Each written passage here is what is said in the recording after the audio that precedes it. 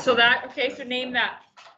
So you drew, it's the same thing, so you got the 4, you just flipped it, but we'll call, that would be called the same thing. Because that's still carbon 2, so it's still 2-methylbutane. Same thing, it's good though, good try. Dimethylbutane. Okay, so tell me where dimethylbutane. Yeah.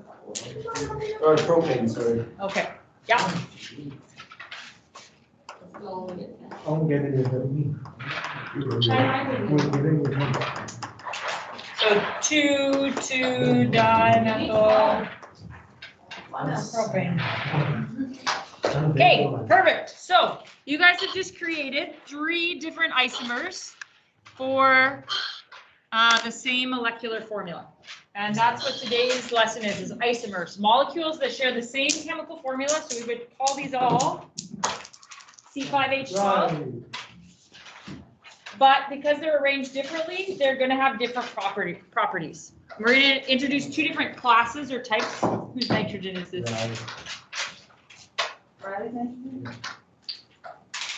So we're going to introduce 2 different types of isomers, structural and stereoisomers.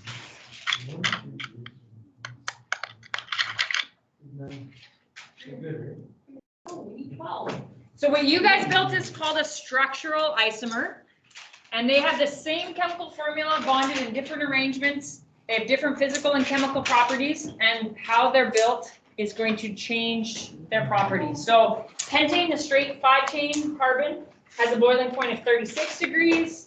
2-methylbutane, the second one you guys built, has a boiling point of 28, so it's changing physical property. This 2,2-dimethylpropane is a boiling point of 9, so again, changing properties. Same chemical formula, but arrangement makes a difference.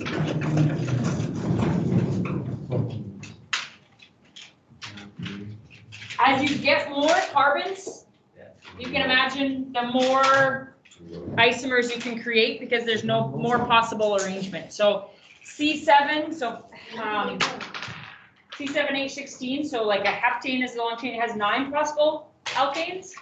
If you get up to 20, you can have over 300,000 isomers.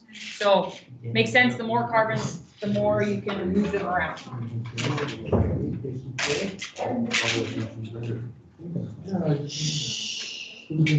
Okay, Kylan, Riley. Hi. All right, stereoisomers are a little bit different. They are bonded in the same order, but they actually physically arrange differently in space. So the geometry is what affects the properties. In organic chemistry in university, you get into these a little bit more. You look at how the different forms have some patterns, but for us, we just need to know that they can exist. So if we had a double bond and we had them both, the groups, both parts of the end pointing up, it's called the cis isomer. Whereas if they go opposite ways, it's called a trans isomer, and they have very different, again, melting and boiling points. Just pointing out that arrangement also makes a difference in the physical and chemical properties. So, in your package, there is an article there about why isomers matter. And we will end class by just looking at this article. Isomers are really important when we look at biochem because a lot of the medications and chemicals in our body are isomers. So I'm going to look at 2 examples that exist in our body. So why are isomers important? The type of isomer determines the physical and chemical properties of different compounds. For example, trans isomers will always have higher melting points than the cis isomer. Not something you need to memorize, just showing you that they are different. So the trans will always be higher melting point, whereas the cis would always have a higher boiling point. Many chemical reactions produce a mix of different isomers. When making organic compounds in the lab or in nature, being able to select the correct isomer is very important. A simple change in the arrangement of atoms can result in very different properties. So first example is about our vision. So our vision requires a protein called rhodopsin, which is an isomer.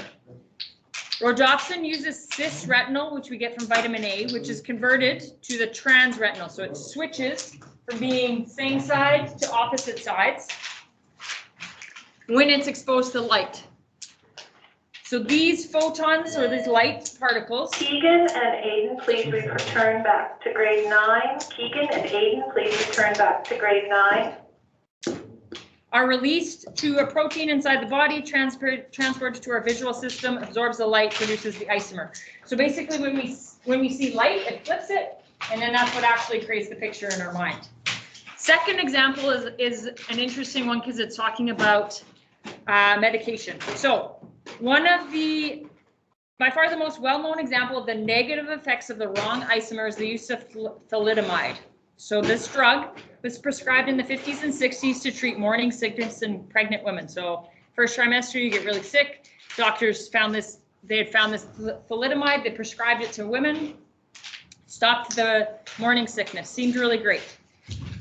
Scientists were very impressed by the ability of one isomer, this R isomer, to cure morning sickness in women. However, the S isomer, so literally just a mirror image, was not only unable to cure morning sickness, but was also shown to have negative effects on the development of the embryo. So basically, scientists began isolating the R and S isomers, creating the drug that contained only the R. However, complications arose and babies began to be born with flipper arms. So they actually had a bunch of babies born with the birth defects. Because after, unfortunately, even after we consume the R isomer, about half the time that was converted within our bodies to the S isomer. So this meant that even if just the right one was consumed, it would still produce the same effects. This emphasized the importance of testing of all optical isomers. So optical is like the mirror image for drugs for effects, and is part of the reason why present day pharmaceuticals have to go through years of rigorous tests in Canada to ensure they are safe. So they went through the tests, but they didn't understand the consequences until it actually happened in people. It was pretty unfortunate, but doesn't happen anymore because of the standards that Health Canada has. And thankfully, it was a tough lesson, but they learned. So we have like 5 minutes. If you guys look in your binder right after the article, I think there's a practice sheet.